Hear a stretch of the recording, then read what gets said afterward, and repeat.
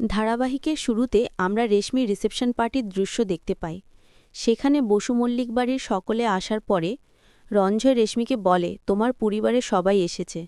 এরপর রেশমি তাদের দিকে ফিরে তাকায় এবং অনেক খুশি হয়ে যায়। অন্যদিকে ইন্দ্রজিৎ বাড়ি অনেক সুন্দর করে সাজানো দেখে অনেক প্রশংসা করছিল। তাছাড়াও সে সুধা এবং তেজকে অপমানজনিতভাবে কথা বলছিল রেশমির বিয়ে ভেস্তে দেওয়ার চেষ্টা করার জন্য। পরবর্তীতে তেজ বলে, এখন এতটা খুশি হও না, রেশমি ঠিক আছে কিনা সেটা আগে দেখো। ইন্দ্রজিৎ বলে, আমার মেয়ে কেন ঠিক থাকবে না, সে নিজে পছন্দ করে বিয়ে করেছে।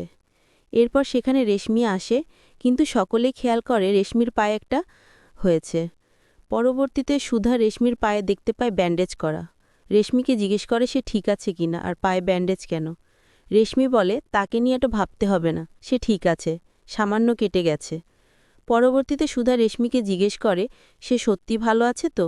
রেশমি বলে, তুমি আবার শুরু করলে সন্দেহ করা, পা কাটার জন্য তুমি আবার রঞ্জয়কে দায়ী করবে, তাই তো?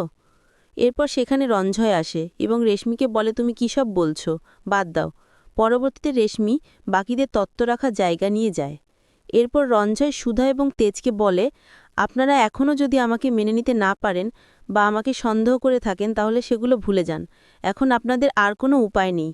রেশমির সাথে আমার বিয়ে হয়ে গেছে, এখন আপনারা চাইলেও কিছু করতে পারবেন না। অন্যদিকে আমাদের বাড়ির বাইরের কিছুটা দৃশ্য দেখানো হয়। সেখানে সিকিউরিটি রঞ্জার গার্লফ্রেন্ডকে বাইরে বের করে দেয়। এতে রঞ্জার গার্লফ্রেন্ড অনেক রেগে যায় এবং সে রঞ্জার মুখোশ সবার সামনে খোলার জন্য তার মোবাইলে লাইভ করতে থাকে। ঠিক সেই সময় কেউ একজন এসে তার মুখ চেপে ধরে সেখান থেকে টেনে নিয়ে যায়। পরের সিনে আমরা আবারও রিসেপশন পার্টির দৃশ্য দেখতে পাই।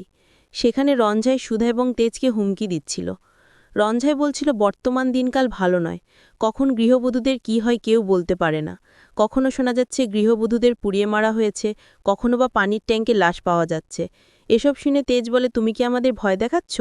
রঞ্জা বলে, না, আমি কেন ভয় দেখাতে যাব, কখন কি হয় সেটাই বললাম, আপনি অযথা কেন রেগে যাচ্ছেন? এরপর সেখানে ইন্দ্রজিৎ আসে এবং তেজ বলে, আগের দিন তুই বিয়ে ভাঙার চেষ্টা করেছিস, এখানেও যদি এমন কিছু করার চেষ্টা করিস তাহলে কিন্তু খুব খারাপ হয়ে যাবে।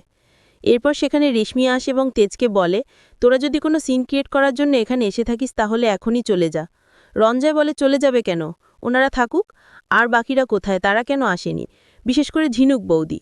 অবশ্য তার সাথে যা হলো এরপর তো সে মুখও দেখাতে পারবে না কোথাও। এরপর সেখানে আশুতোষ আসে এবং রঞ্জয়কে বলে, আইনের চোখে ফাঁকি দেওয়া এত সহজ নয়, অপরাধী ঠিক ধরা পড়বে।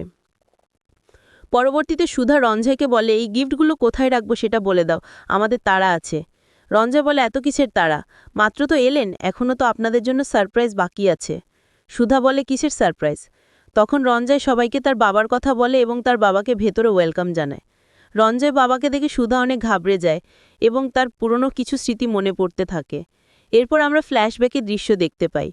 সেখানে বাপ্পাদিত্য অর্থাৎ রঞ্জয়ের বাবা ৬ বছর আগে সুধার সাথে খারাপ আচরণ করার চেষ্টা করেছিল। সেখান থেকে আমরা জানতে পারি সার্থকের সাথে যখন সুধার বিয়ে হয়েছিল তখন সুধাকে সার্থক বাপ্পাদিত্যর কাছে বিক্রি করে দিয়েছিল। পরবর্তীতে সুধা নিজের সম্মান রক্ষার জন্য বাপ্পাদিত্যের মাথায় ফুলদানি দিয়ে আঘাত করে। এরপর সিন আমাদের বর্তমানে ফিরে এনে দেখানো হয়। সেখানে বাপ্পাদিত্য পার্টিতে ঢুকেই সুধার দিকে নজর দেয় এবং বলে, আবারও আমাদের দেখা হয়ে গেল।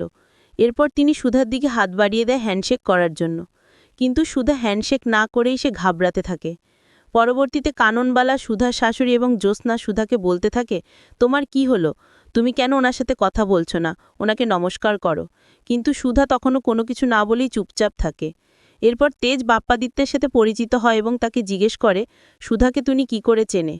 বাপ্পাদিত্য বলে, ওনার সাথে আমার অনেক দিনের পরিচয়, মুম্বাইয়ে প্রথম আলাপ হয় আমাদের। কথা শুনে তেজ মনে মনে বলে, তার মানে সার্থকের সাথে যখন সুধা মুম্বাইয়ে ছিল তখন ওনার সাথে আলাপ হয়েছে। এরপর তেজ সুধাকে জিজ্ঞেস করে সে ওনাকে চেনে কিনা, কিন্তু সুধা চুপচাপ থাকে। পরবর্তীতে বাপ্পাদিত্য বলে, উনি হয়তো আমাকে ভুলে গেছেন, কিন্তু আমি সুন্দরী মহিলাদের এত সহজে ভুলি না। এসব কথা শুনে তো সকলেই ইতস্তত হয়ে যায়। পরবর্তীতে রঞ্জার বাবা বলে, আমি মজা করলাম। এরপর তেজ জানতে চায়, হঠাৎ করে তিনি এখানে এলেন, এটা কীরকম একটা বিষয়? বাপ্পাদিত্য বলে, আমি যখনই শুনেছি বসু মল্লিক পরিবারের সাথে আমার ছেলের সম্পর্ক হয়েছে আমি আর দেরি করতে পারিনি, আমার চেকআপ শেষ করেই আমি চলে এসেছি। চেকআপের কথা শুনে ইন্দ্রজিৎ জিজ্ঞেস করে, আপনি কি অসুস্থ ছিলেন, কিসের চেকআপ করালেন?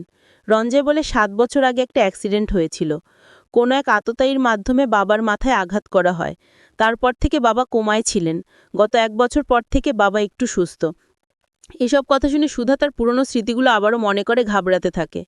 শেষ সিনে ইন্দ্রজিৎ রঞ্জের বাবাকে জিজ্ঞেস করে, সে আততায়ী ধরা পড়েনি? রঞ্জের বাবা বলে, ধরা পড়েনি, তবে এবার পড়বে। এত বছর সে পালিয়ে পালিয়ে বেরিয়েছিল, কিন্তু আর পালাতে পারবে না। আমার 6 বছরের হিসাব আমি এবার সুদে আসলে উসুল করব। এসব কথা শোনার পরে সুধা আরও বেশি ভয় পেতে থাকে। আগামী পর্বে আমরা দেখতে পাব সুধা বাপ্পাদিত্যকে হুমকি দেয়, যদি রেশমির চোখ দিয়ে পানি ঝরে তাহলে খুব খারাপ হয়ে যাবে। কিন্তু বাপ্পাদিত্য উল্টো সুধাকে হুমকি দেয়। তিনি বলেন, রেশমির চোখ দিয়ে তো পানি ঝরবে, এমনকি ঝড়ও উঠবে। সেই ঝড়ে সে সুধার সংসার শেষ করে দেবে।